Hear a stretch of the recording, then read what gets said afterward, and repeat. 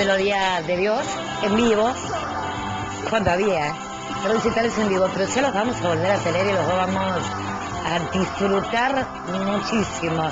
Ahora, como les anuncié, final de este Hoy No Es Un Día Cualquiera, que se va rápido siempre, será con el doctor Alberto Scavarelli para hablar de cómo reacciona el mundo y en definitiva cómo reacciona también Uruguay en este contexto mundial en época de COVID-19. Nos encontramos con Alberto. ¿Qué tal, Cris? ¿Cómo están todos? Supongo que todos cuidándonos y no confiándonos, que es muy importante. Si no, hay que preguntarle a los chilenos qué pasa cuando uno se confía, ¿no? Bueno, eso es fundamentalmente lo que le tenemos que, el mensaje que le tenemos que dar a todos y todas, ¿no? Que si bien hay flexibilizaciones, que bueno, que los médicos están recomendando, el cuidado tiene que estar hasta que, bueno, pase mucho tiempo sin un caso de contagio. Sí. Acá la clave es lo que está diciendo el mundo, ¿no? Es decir, hasta que no tengamos la vacuna, que es la primera cosa, o de lo contrario, un medicamento que transforme en crónica la enfermedad y no en mortal, como sucedió con el VIH, por ejemplo, ¿no? Porque después no todos los virus o retrovirus generan anticuerpos, el efecto rebaño del que se confió no funciona demasiado, y lo que tenemos casos de reinfección, que ahora tiene un nombre especial en los registros, pero además una cosa que es muy interesante, que hoy se está hablando. Tuve una conversación muy linda anoche vía internet, y lo que se está hablando en el exterior es de la doble pandemia, ¿no? Es decir, por un lado lo que es la enfermedad como tal, el virus como tal, que, bueno, está el aislamiento social y todas estas medidas que son más que nada escondernos del virus, porque no tenemos forma de protección efectiva en el sentido que no sea la evitación. En la vida hay problemas que se resuelven porque tienen una solución, aunque sea quirúrgica, y en la vida hay problemas que no tienen solución, sino es la evitación. Bueno, estamos en una fase de evitar que los contagios se extiendan a tal nivel que superen la capacidad instalada de la respuesta pública. Hoy, pública me refiero de la salud de todo un país. Hoy, por ejemplo, la declaración del presidente de Chile de ayer, que están en un 94% de la capacidad instalada y en ascenso muy rápido, después que habían abierto las compuertas, bueno, justo en Santiago, bueno, son los hechos que estamos hablando de sociedades muy parecidas a las nuestras. Ni hablo de Brasil, con lo que significa esa frontera en el norte con Brasil, que es realmente espeluznante, porque allí vamos a ver cuáles son las medidas que se van a adoptar, pero la permeabilidad de la frontera con Brasil es absolutamente inevitable, se puede cuantificar, pero no suprimir. Y bueno, y cada persona que venga de Brasil con capacidad del índice de contagio más alto que el que estamos teniendo nosotros, nos complica el negocio y nos complica la respuesta. Y una de los temas de la doble pandemia es, considerándolo como un problema universal o del sistema global, es por un lado el tema de la salud, el aspecto de la pandemia sanitaria, por llamarlo de un modo que está mucho dicho y habrá mucho por decir. Pero por el otro lado hay una pandemia efectiva, que es la del tema de la recuperación financiera, o el sostenimiento, o el rescate económico financiero, y cómo se está viendo por las grandes empresas consultoras del mundo, y algunos informes de las últimas 72 horas, muy completos en Londres y otros en Nueva York, y el propio Premio Nobel de Economía ha salido a hablar de estos temas, y que yo creo que son los que nos tienen que llevar a pensar. Y ver algunos ejemplos prácticos, que me parece que los ejemplos son los que más nos ayudan a entender la realidad. Vamos a ver el caso de Estados Unidos, un caso paradigmático si los hay. Pero miremos un organismo como el Fondo de la Reserva Federal, que como ustedes saben es una especie de banco central de Estados Unidos, porque es el banco central de hecho, con la diferencia de que no es una entidad totalmente pública. Tiene el presidente de la Reserva Federal o la presidencia, que es del gobierno, y el resto está integrado por operadores del sistema, que no necesariamente son organismos del Estado. Bueno, ¿qué está haciendo el Fondo de la Reserva Federal? Porque lo del agua tibia ya inventada, lo digo siempre, y sea para adoptarlo o para no adoptarlo con fundamentos, es muy importante tenerlo en cuenta. ¿Qué están haciendo? Están buscando una enorme cantidad de dinero a los bancos. El Fondo de la Reserva emitió mucho dinero, partidas gigantescas de miles de millones de dólares, y los da a los bancos para que les presten a las empresas. Pero muchas empresas no pasan el filtro de los requisitos bancarios, porque también los bancos tienen que cuidar su rentabilidad y los inversores tienen que cuidar que no recuperen su lo invertido. Es todo un circuito, y eso va a pasar en la medida que la gente que pidió prestado cierre o pierda sus empleos. Entonces tendremos una doble repercusión. Y ahí viene, de mi parte, la pregunta: ¿qué es mejor? ¿Gastar una enorme cantidad de dinero, como ya se ensayó, para rescatar bancos, o una enorme cantidad de dinero para rescatar empresas que estén obligadas a mantener las fuentes de trabajo? Creo que plantearlo de resolverlo a la luz de la experiencia de la crisis, hasta del 2002, pero la crisis del 29, la crisis del 2008, en la que la plata no llegó a las empresas básicamente. ¿Qué es lo que está haciendo el Fondo de la Reserva? Le pasa el dinero, el Banco Central, a los bancos, con un fuerte control, y los bancos le prestan a empresas que en condiciones normales esas empresas no pasarían de la puerta, porque no tienen los requisitos de producción económico financiero que justifiquen. Entonces, ¿qué hace el Fondo de la Reserva? Le dice al banco: usted preste igual y páseme la deuda que yo la garantizo. ¿Sí? Entonces, lo que están haciendo es verdaderas sesiones de crédito en las que el que toma el dinero prestado queda sometido a un sistema de auditoría muy fuerte, porque no es que te lo doy y ve a pasear, con cláusulas de contralor hasta en materia de no reducción de personal, y el Fondo de la Reserva como garante frente al banco, para que el banco, frente a sus ahorristas o lo que sea, no quede en una situación, y al propio Fondo de la Reserva, como Banco Central, quede como alguien que prestó préstamos a insolventes o préstamos a los que no tenían la cobertura total. Dicho de otro modo, aquello que decíamos, que estamos más que en una crisis financiera, en una crisis de la cadena de consumo, de lo que se trata hoy es de que se mantenga la cadena de consumo con mucho crédito, y al mismo tiempo se mantenga los puestos de trabajo, que es donde tenemos un problema serio, tan serio que según la OIT habría 1 millón de metros cuadrados de oficinas de las grandes multinacionales que ya no se usarían por el tema del teletrabajo, con todo lo que significa el teletrabajo a favor y en contra de la simplificación y de la precarización, lo que significa en una casa de familia que una persona esté teletrabajando, que no todo el mundo puede hacerlo igual. Pero a lo que voy concretamente es que lo que venimos hablando hace mucho tiempo, hay que obtener los préstamos blandos, esos préstamos que ahora el Banco Mundial está prestando a Perú, el Fondo Monetario le prestó a Chile, a Colombia. Estamos hablando de miles de millones de dólares con tasa de interés casi cero o cero, y que los bancos comunes están recibiendo de sus bancos centrales nacionales, con el monitoreo de esas agencias internacionales, más allá de que guste o no guste, que es otra historia. Pero como ese dinero es casi gratis, porque hay que pagarlo dentro de muchísimos años, y yo tengo todavía la duda de si se terminará pagando o no, pero el contrato no dice eso.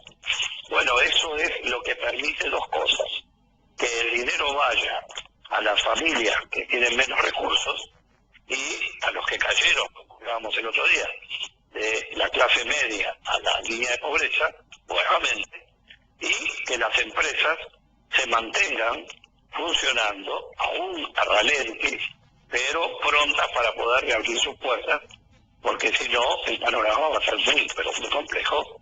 Si a todo esto le sumamos inflación, devaluaciones, empobrecimiento, pérdida de puestas de trabajo, baja de consumo, porque acá hay una ecuación compleja, que es la baja de la producción y la baja del consumo.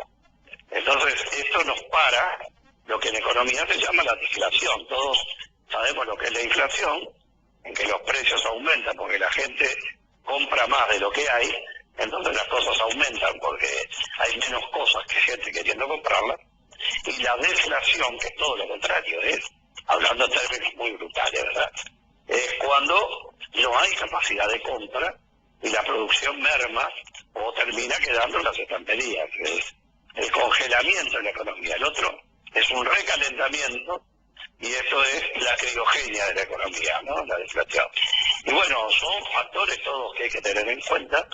Lo mismo está haciendo el Banco Central Europeo, ahora sacó otra partida gigantesca para la cobertura dentro de Europa.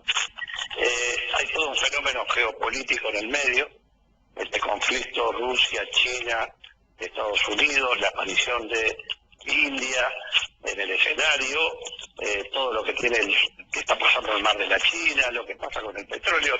Es decir, el mundo está muy revuelto, y yo creo que nuestras chacras, de chacras me refiero a superficies, me parece que es muy importante que las soberanías se afirmen en las cosas que nos endurecen. Y una de las cosas que nos endurecen es que un préstamo internacional no es inflacionario. Tengamos en cuenta que la emisión, uno puede arreglarlo emitiendo moneda uruguaya, pero eso implica inflación. Y que el déficit fiscal ya no le importa a nadie, está totalmente dinamitado. Las deudas en proporción al Producto Bruto, el endeudamiento en relación al Producto Bruto, ver las gráficas internacionales impacta, porque es una línea ascendente con una flecha, porque evidentemente antes del incremento de la inflación se prefiere el tema de la financiación y el crédito, que son las salidas. Así que hoy tenemos que ir acostumbrándonos a pensar en dos pandemias. Una que requiere separación, aislamiento o separación social relativa como modo de prudencia, y esa misma situación que genera el trauma económico de la pérdida de gasto por la vía de la pérdida de la actividad social.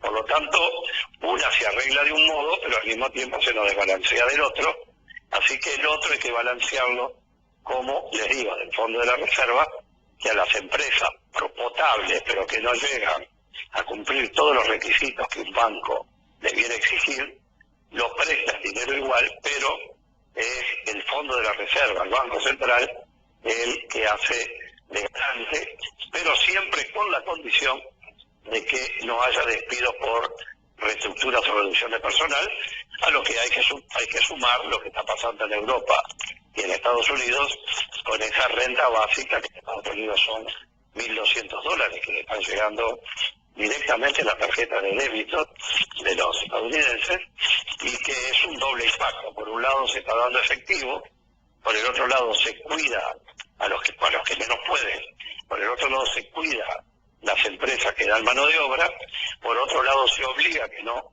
aprovechen el momento y se saquen gente de encima, y por otro lado se les da dinero para que mantengan activas sus fuentes de producción, sus cadenas de pago de materia prima, etcétera, que mueve al resto del mundo, que es el tema tal cual es. Por ahí me parecía muy interesante, pero a mí sí me parece interesante, pero me parece bueno que empecemos a acostumbrarnos a hablar de estos lenguajes que tienen solo pocas horas y días de instalados, y que cuando uno escuche hablar de las dobles pandemias, no piense en un virus modificado, sino en los aspectos que tienen que ver a lo sanitario con los aspectos vinculados a lo financiero.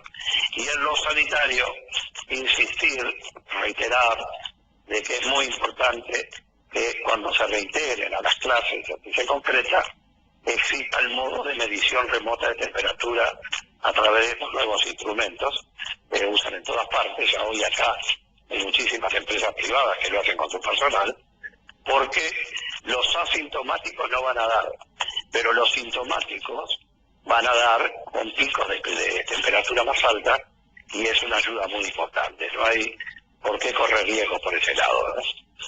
Y vos estás viendo acá que se vaya por esas políticas está un poco definido el mundo porque las respuestas de economía parecerían ser otras.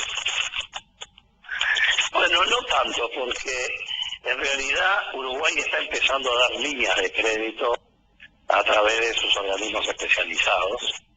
La banca privada está un poco más compleja en materia de exigencias porque tiene sus estándares internacionales y por supuesto que tampoco la banca pública puede prestar, como pasó alguna vez, a ruina, ¿no? Es decir, que los ahorristas queden sin dinero o que los bancos tengan que ser asistidos.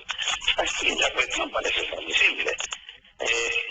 O se asiste más adelante a los bancos que prestaron dinero y no pudieron cobrarlo, ya no solo prestando nuevo, sino lo prestado viejo, o se asiste con cargo a que se reactive la actividad, con miras a que la actividad reactivada permita pagar la deuda al sistema financiero y no tengamos que poner nuevamente dinero nosotros para cubrir los cracks bancarios, ¿verdad? Entonces, me parece que son temas muy sofisticados, en el sentido de que son muy opinables. Yo he notado una diferencia entre lo que es la posición genérica de la comunicación con algunas líneas de operación concretas que se están empezando a desarrollar y que veo con gran alegría.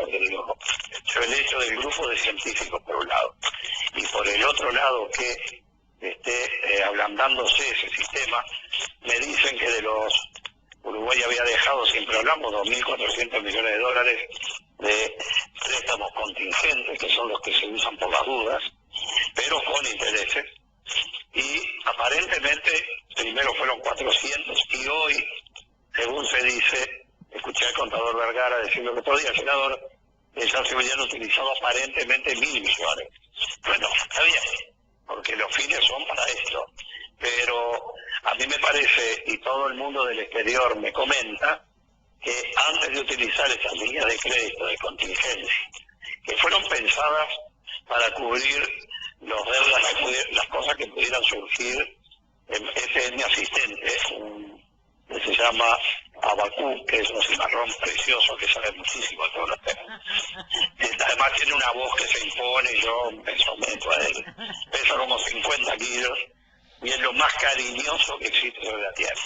Pero bueno, volviendo al tema, es que en definitiva lo que va a pasar con el futuro nadie lo puede saber, tampoco podemos saber si habrá segundas oleadas, eso no lo sabrá, cuánto tiempo tardará la vacuna, cómo vendrá el tema de la medicación, todo eso incide. Yo no estoy tan convencido de que el cambio de hábitos vaya a ser radical después que encuentren una solución, porque la historia de la humanidad no ha mostrado que la gente cambie demasiado cuando se soluciona el problema que lo angustia. Pero sí, en cuanto a lo que tú me preguntas, hay algunos organismos del Estado que están centralizando y ofreciendo algunas de líneas de crédito más beneficiosas. Ninguna de las características de las que estoy hablando ahora, como el Fondo de la Reserva o el Banco Central Europeo. Pero yo creo, como me dice todo el mundo de afuera, todo el mundo, por lo que trato de mantener línea abierta, para tener la cabeza un poco abierta, es que en el intercambio de información me dicen que utilicen esos dineros, porque estos que están viviendo son préstamos pensados para esta coyuntura, y los préstamos de coyuntura luego tienen tratamiento de coyuntura cuando son globalizados, todos lo sabemos, y más cuando hay organismos multilaterales, por lo que se va a poder negociar, y más con un país como Uruguay, que tiene un prestigio acumulado gigantesco. Digo, no, hoy hablar en el mundo, yo lo viví, hablar de Uruguay es una cosa diferente a toda la región, digo, ¿no? No me pongo chauvinista, simplemente digo que hay una diferencia fuerte en nuestra capacidad de pago, nuestro nivel de cumplimiento, nuestra estabilidad política, en fin. No tenemos muchos fuegos artificiales en Uruguay, pero en otros lados son verdaderos misiles. Y el tema brasilero quedará para otro día, pero que realmente preocupante. Ahí sí la doble pandemia puede tener un efecto muy fuerte, que puede tener una triple si le asociamos el fenómeno político.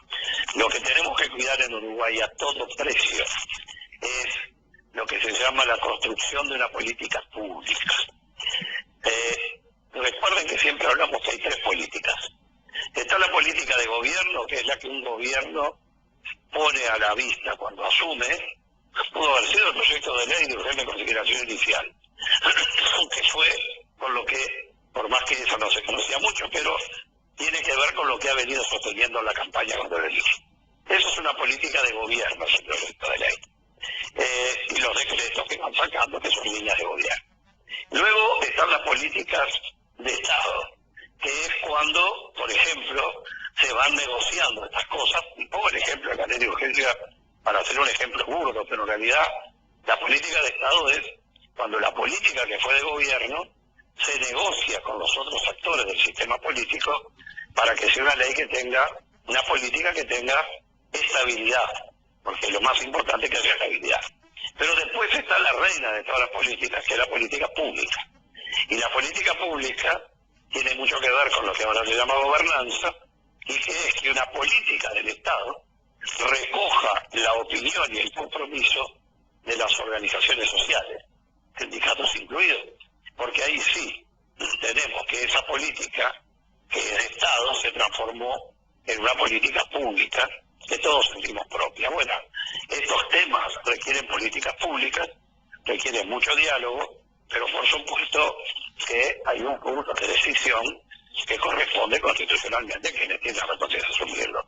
Pero me siguen debiendo la Comisión Integrada de Salud de las dos cámaras para que quede documentado todo, pero bueno, yo no soy acreedor tampoco, ¿no?